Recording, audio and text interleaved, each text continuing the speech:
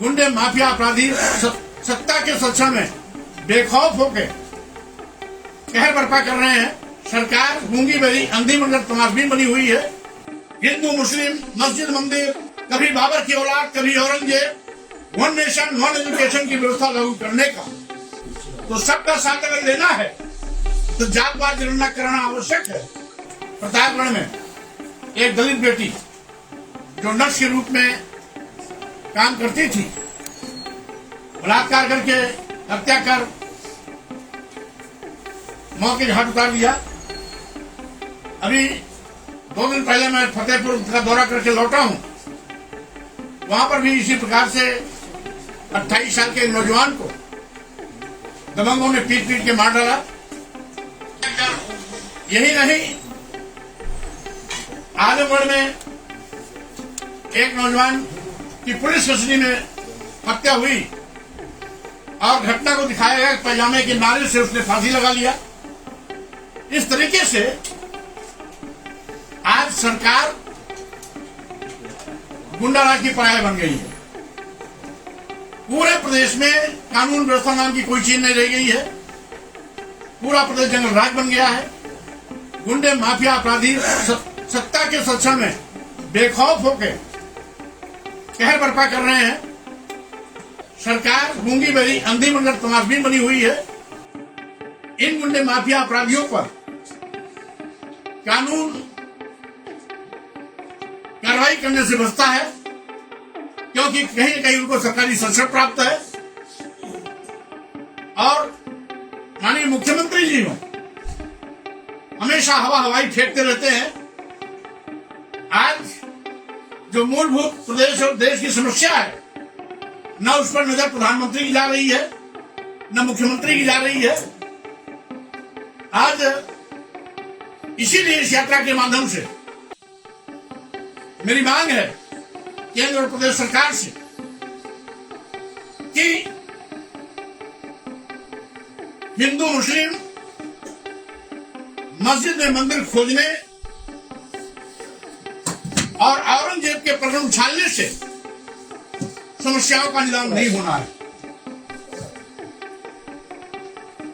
लगातार माननीय मुख्यमंत्री जी जैसे लगता है इस क्षेत्र में पीएचडी करके आए हैं। और जब देखिए सोते उठते जागते बैठते हमेशा हिंदू मुस्लिम मस्जिद मंदिर, कभी बाबर की औलाद कभी औरंगजेब आदि आदि कह करके देश की जनता की आंख में धूल झोंकने का काम कर रहे हैं। जबकि आवश्यकता है बेरोजगार नौजवानों को रोजगार दिलाने का, महंगाई पर प्रभावी अंकुश लगाने का, किसान समस्या हल करा करके न्यूनतम समर्थन मूल्य घोषणा करने का, छुट्टा जानवरों से फसल को चराने से बचाने का, महंगी शिक्षा को खत्म कर वन नेशन वन एजुकेशन की व्यवस्था लागू करने का, साथ ही साथ एससी एसटी ओबीसी माइनॉरिटीज मुस्लिम समाज पर हो रहे धर्म और जाति दुर्भावना से ग्रसित होकर जुर्म जाति अत्याचार पर प्रभावी अंकुश लगाने का, आरक्षण व्यवस्था को 100% अनुपालन करने का, और साथ ही साथ जो सरकार कहती है सबका साथ सबका विकास, तो सबका साथ अगर लेना है तो जातवाद जनगणना कराना आवश्यक है। जातवाद जनगणना सभी का करा करके आबादी के अनुपात में सबको आरक्षण दे दें, जिससे कि भर्ती में किसी प्रकार की धांधली का गुंजाइश न रह जाए। इसी के साथ ही साथ जब भी चुनाव होते हैं, उपचुनाव हो या आम चुनाव, ईवीएम पर उंगली उठती है। तो अगर ईवीएम पर उंगली उठती है, लोकतंत्र पर उंगली उठती है, तो स्वाभाविक रूप से निर्वाचन आयोग और भारत सरकार को इस पर पहल करनी चाहिए कि जहां से ईवीएम की शुरुआत हुई, जब उन वेस्टर्न कंट्रीज में ईवीएम को लोगों ने बाय बाय टाटा कर लिया और बैलेट पेपर के माध्यम से वोटिंग सिस्टम शुरू कर दिया, तो यहां पर भी ईवीएम से मुक्ति दिलाकर बैलेट पेपर के माध्यम से वोटिंग करना चाहिए। इन सारी मांगों को लेकर के ये यात्रा हमारी प्रदेश में लगातार चल रही है और आज दूसरे तीसरे चरण की